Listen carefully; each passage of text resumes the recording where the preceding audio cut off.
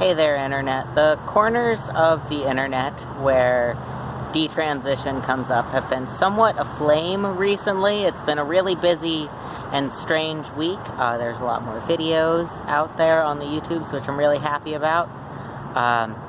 But there's also been a lot of misconceptions and people talking about like the concept of detransition and how much it should be researched and what should be done about it.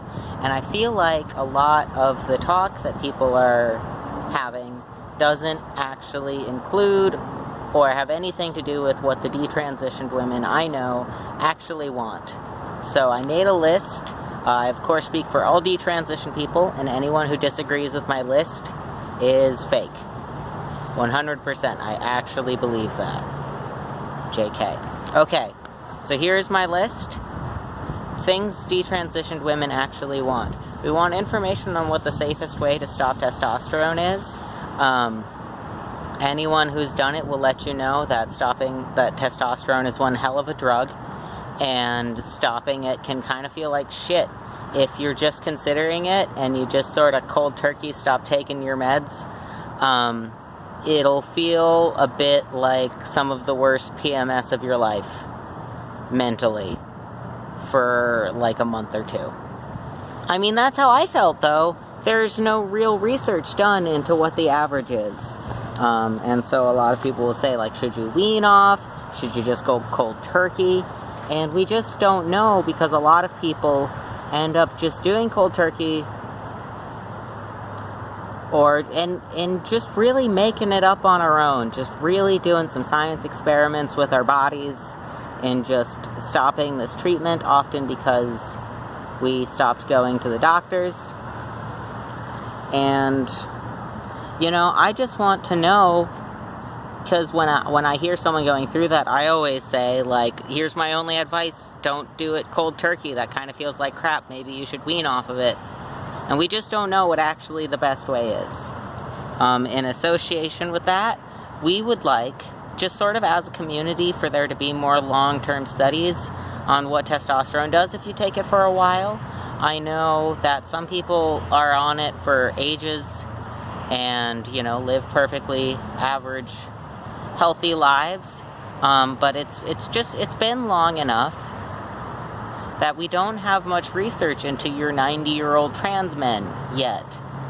And I don't know of that many. And, like, we just, you know, we'd like that to be known. Or, like, if someone has been on it and then stopped, you know, does that continue to affect them long term? And it's not. And I really get frustrated with people who do have the view that, like, because we haven't studied it, no one should do it. Like, obviously people are going to. I just want that information to be shared and be available, because people are always citing statistics and saying, like, oh, well, all of these centers know that only this tiny, minuscule percentage of people detransition. But most, if you read the things that we've said, will tell you most of us don't go back to our doctor and tell them, hi, I detransitioned, and here is why. Please add me to your stats, because that's not the thing they're doing.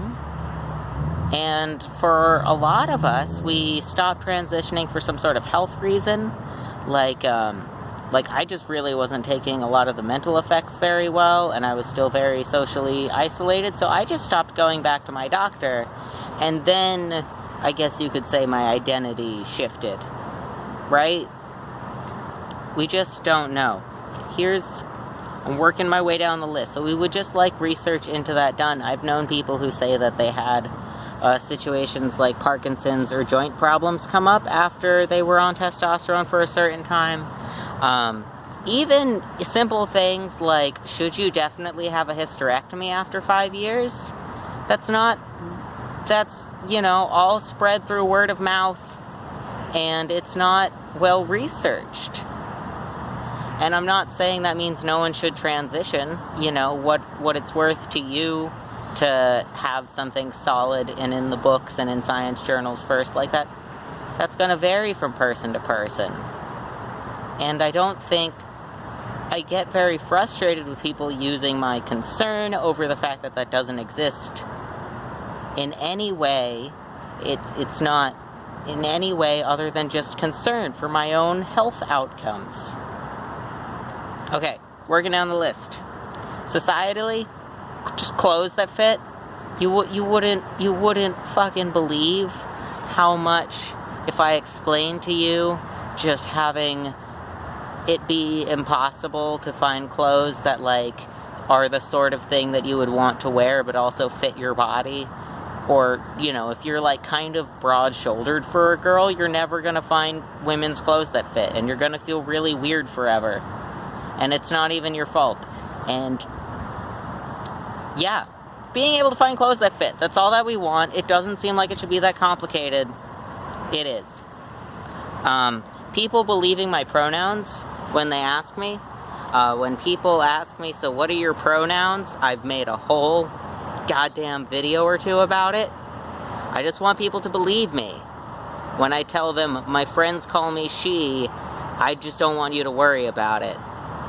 Like, you can call me she, you can call me they, whatever gets you through that sentence the fastest. And I want people to believe me. A lot of us will tell them, it's like, even though I consider myself detransitioned, so I guess I'm whatever, you know, telling people, well, I guess I'm a girl, actually. I know you saw me differently at first, but I am, in fact, a lady person. Like, that's still tough for me. And I don't like to think about it. And people bringing it up in a way that makes it clear that I made it awkward for them by asking my pronouns 20 times only makes it more weird. Or, you know, so I'll go through the whole hassle of explaining that I go by she with my friends, and then they just call me they anyways, and it's like, why'd you put me through asking? Fuck. I want better peer support. People will, I fucking hate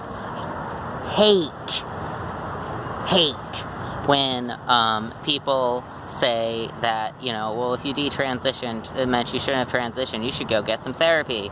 Or people are like, taking on the identity of a different gender than the one you were assigned at birth is a mental illness, and you should go see a therapist about it. Or anything about therapy. If you have anything to say about therapy, then you must first address the fact that it is difficult to get, and not much of it is very useful if you are a strange person. And that's it. That's all I have to say about therapy. Therapy is great if you can get it. But for everyone else, peer support. Peer support is where it's at. And I want better peer support. Having networks, not of therapists, but of people who have lived lives that are like mine, so I can go and read their stories. And it's very internet-based, which makes things hard. But where you can have, like, an in-person space, or, like, have adults who can tell you what it's like and how they, you know, got jobs and some sort of support and how to exist in the world like a weird, strange kind of person, you know? When it comes to some sorts of minorities, you know, there are, like, existing frameworks, but when you're... It's not hugely accessible. I'm going to skip down the list then, so I can say I think I'm on to the 6th thing that detransitioned women want. We want the trans community to be a safe space. I mean that fairly literally. I didn't have a lot of in-person community, but for a lot of people that I've known who've discussed this, they've said that having the community around them really not accept themselves when they were trying to accept themselves as a kind of strange woman and push on them again and again, well, then you're not really a woman then. And that was not so great. There are... This is another one of those situations where the thing that ticks me off the most about, like, right-wing people using the stories of people who detransitioned as sort of a reasoning for why trans people are bad is because they'll be taking our words about having existed in fairly insular but unhealthy communities. And while it's true that if you take a bunch of people who've been really screwed over by society and they find community with each other and sort of have their own little subculture, humans aren't perfect, and a lot of people are young and impressionable and have really crappy coping mechanisms, and they take it out on each other. And it's really gross, and it ends up in really weird policing, and it's just not healthy. And I want to be a safe community for people who are, trying to escape from society's strict gender norms, to not have to escape into a subculture with equally strict norms, but just different ones. It's unfortunate, and I want that community to be a healthy space for people, and I want people to be able to heal from the rest of it, but it does not seem to be going that way all the time these days. Detransitioned women as a whole want universal health care. Oh my god. Whether, I know people who have had very, very expensive surgeries and are still paying for those surgeries, while also being like, dang, I shouldn't have done that. Like, there are lots of ways in which, I don't regret my transition, because mine was free. I haven't spent that much money on it.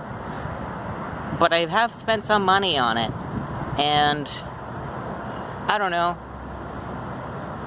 It's medical bills. People shouldn't be in debt for this shit. You're going to tell people to go see a therapist? Well, that's expensive. You're going to tell people to go get drugs about it? Well, that's expensive. Any trans person who has had to feel like they need to spend a couple hundred, I don't know, at least thousands of dollars and restricted job opportunities to feel comfortable with their body, and they're sold on that 100%, and will stay with crappy jobs because they have health insurance. And no one should be in that situation. That's a really crappy situation, and you can't figure out your gender shit if you're worried about your money shit, You can't figure anything out if you're gonna be piling on debt for whatever you do. So universal health care, free therapy, free surgery, free hormone checkups, free blood tests. Just make all of it free. Free haircuts. Haircuts are health care. They're therapy. What do I want? Detransitioned women want student loan forgiveness. Freer college, student loans forgived. Economic security. And we also, this is just sort of, so this is the more, a lot of the people I know who are detransitioned, like nearly all have autism spectrum or ADHD or somewhere along kind of that spectrum of experience, and we just don't know why. And when I say I want study into that, I mean I don't quite know what I want.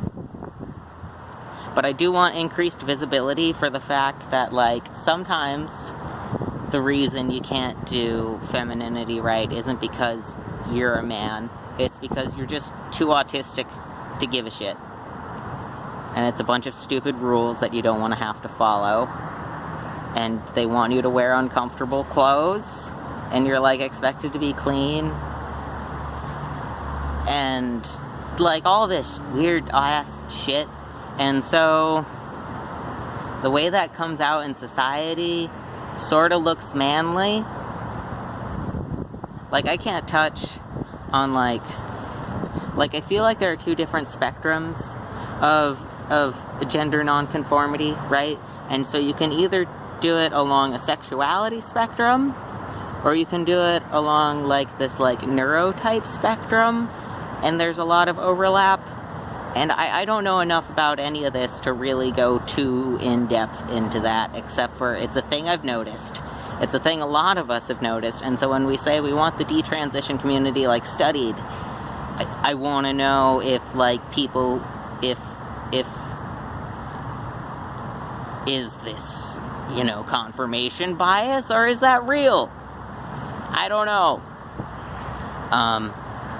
And also, certain conditions, I've noticed that a lot of people who end up transitioning will have dealt with something like PCOS, or some sort of, like, hormonal abnormality beforehand, or just, like, really painful periods. Like, can having really bad PMS be a cause of dysphoria, and that's just not a thing we're noting? I think so. Maybe. I get told that I should shut up for saying we should ask. But I really want the right wing to not have any access to what I have to say, which is worked out pretty well because no one listens to me. And I want, like concerned parents, like, nothing against concerned parents, but y'all need to stop treating detransitioned women like we're gonna fix your kid. That's also what we want, you know? If someone's going through a thing and we also went through that thing, sometimes you gotta say, like, yeah, you just gotta go through it and come out the other end. I'd love there to be more research done, I can say that, but, like, not at the expense of, and I will notice if I am looking for, if you're gonna say shitty things about trans people, then you're not really my ally. And you don't really understand what it is that I want. I want things to be better for trans people, and I want anyone going into it to, like, understand here are, like, the levels that I could stop out at. Because, like, I would like people to stop insisting that I understand my transition as a thing I regret, because I don't. I don't regret that I did it, I just decided to stop, you know? It's like selling a car because you moved to the city. It's like, it's not that I regret the time I spent driving, I don't need it anymore. And that's it, and that's more of that, way more of that than, like, some sort of huge re-identification. I guess that was that too, but, like, that's given much more play by people who want to say that they're, like, radical feminists, but they're just using it as an excuse to be transphobic. I don't like that. I see it, and I don't like it. I don't like people, you know, downplaying kids and saying, yeah, no, it's just the new trend these days. Everyone's got a gender, without, like, understanding, well, the thing that put me through that was that I was having a really shitty time. Why are so many kids having such a shitty time, and what can you do not to make your kid not want to change their body, but to change the world such that, you know, whether they did or they didn't, it wouldn't matter. If you're truly gender critical, then you should also be a transhumanist, right? If we shouldn't assign things based on, you know, what you were told you were gonna be, based on what you looked like when you were born, then also shouldn't people be able to choose their appearance post? Fourth thing, alright, I'm just gonna squeeze this one in there. I just need a definition of womanhood that's big enough, and I just need you people to understand that, okay? It can be 100% biological, but that doesn't seem useful. It could be 100% social and how you are read, or it could be, like, based on this inner identity thing, and all of that is valid in certain circumstances, and you need to have a definition that's wide enough to include people who get treated like women on a daily basis, and people who have had the experience of being the kind of woman who is not treated like one on a day-to-day sometimes. And, like, we can share, it's a Venn diagram, that's how words work. I'm very tired of the discourse surrounding detransition, making trans people scared of me. I don't like it. I do everything in my power to fight against that because, like, it's inaccurate. Okay, that's way longer than I intended, but okay. Good night, Internet. Check out the green. I like how it looks under this light. I'm really fucking cold. Okay.